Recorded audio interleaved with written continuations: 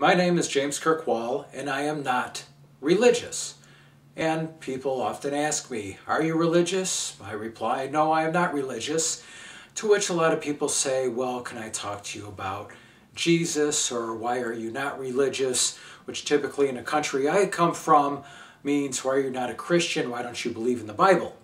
Because if somebody says, well, can I tell you about Jesus?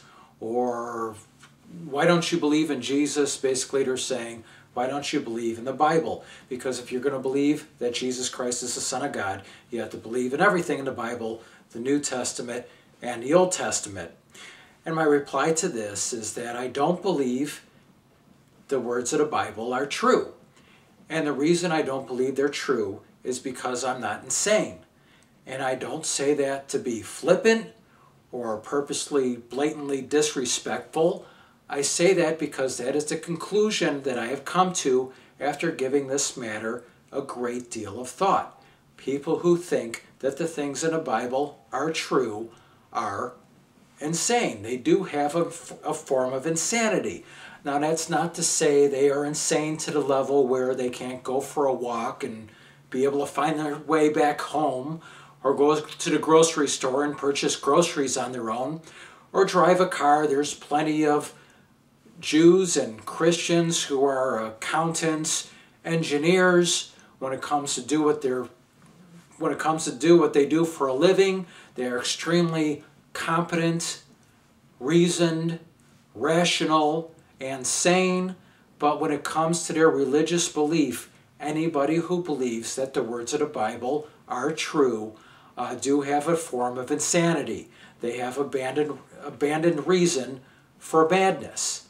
Now, I'm certainly not the first to say these things. These things have been said before by the late George Carlin, by Bill Maher, by people like Richard Dawkins, Christopher Hitchens.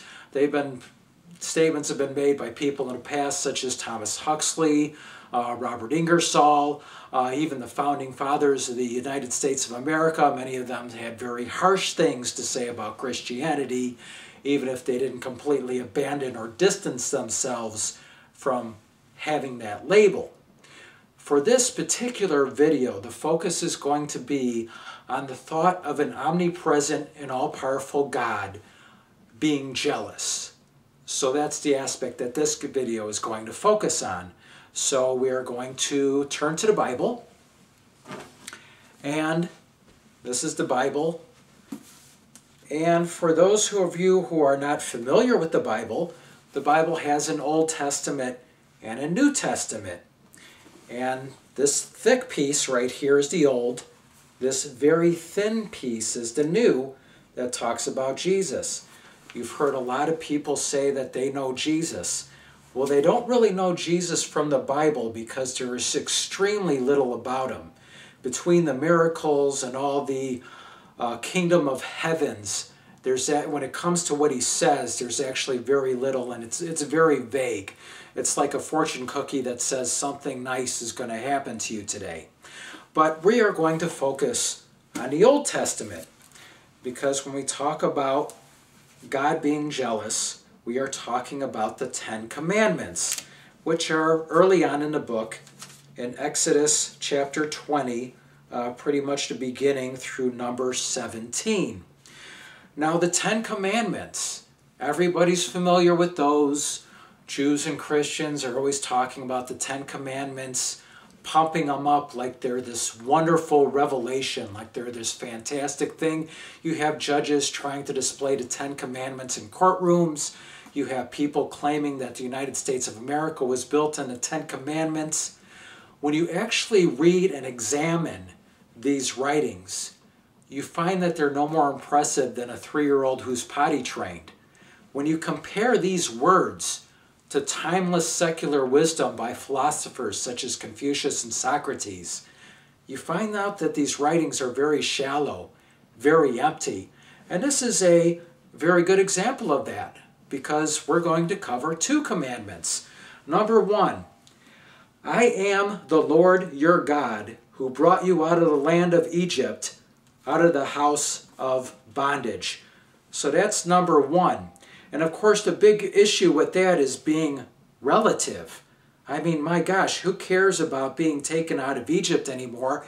And there's certainly historical accounts of people being taken out of bondage. I mean, my gosh, you look at World War II, taking Jews out of concentration camps.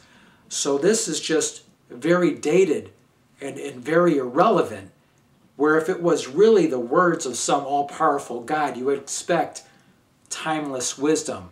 You would expect something that's timeless, not something that's dated. Not only dated, but from location-wise, from a geographic-wise, a specific date in a specific area of the entire globe. And now we continue.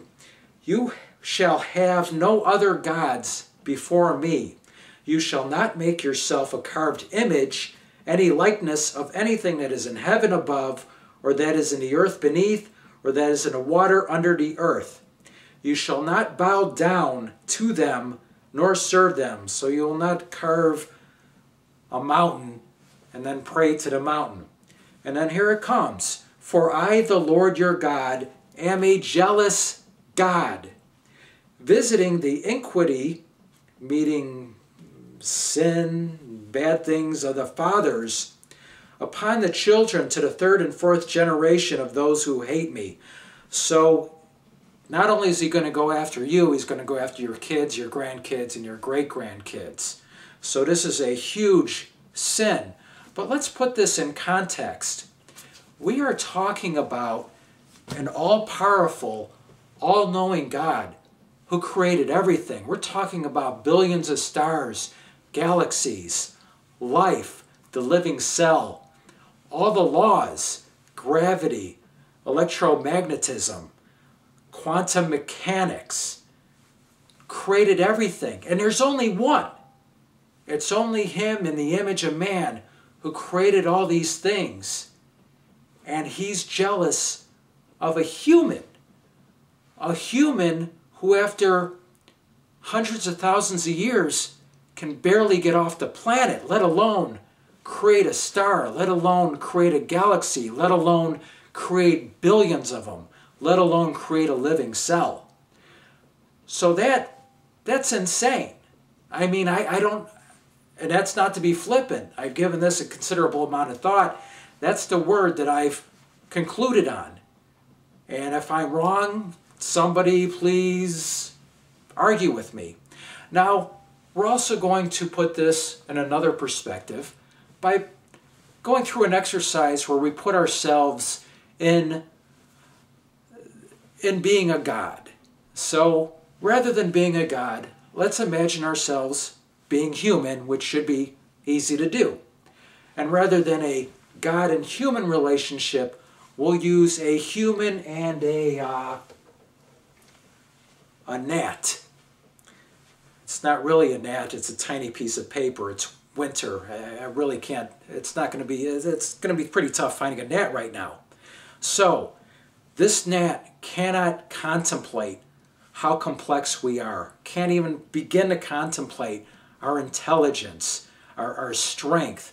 We can squash this thing at any time. But although we're all powerful, and imagine you're human, but it's just you. So only you, that's it. And you have this need to be worshipped. So you're going to go to this gnat, and you're going to say, I am God. You shall worship only me. Because if you imagine something else that has supernatural powers like mine, but isn't me because I'm the real me and there's only one.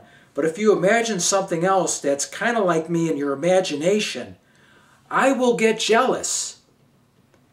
So don't do it.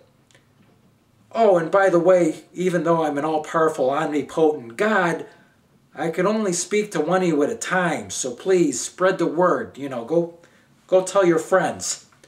Off with you. It's insane. Now, as an agnostic, part of being an agnostic is having the humility to abandon beliefs if you are proved to be wrong. So if anybody can provide a greater argument than what I have just stated, the case I have just stated, then please do so. And if somebody presents a greater argument than mine on how this isn't insane, then I will abandon my beliefs and I will accept those. I don't think it's going to happen, but I extend the invitation. This is James Kirk Wall saying, may your life be long and your actions be good.